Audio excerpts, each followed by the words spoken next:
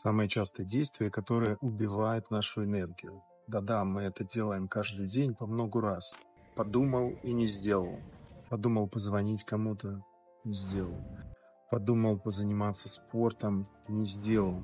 Подумал написать другу, подруге, а потом что происходит? Мысль — это энергия.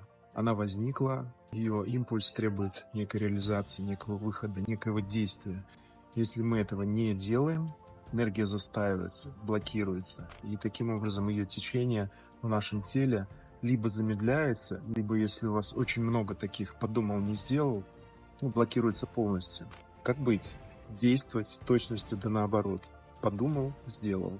Пришла идея, мысль любая, сделал хотя бы какое-то действие по направлению к ней. Вот как я сейчас, например, подумал сделать рилс — сделал. Поставьте лайк, кому полезно, и поделитесь своим опытом, как это работает у вас.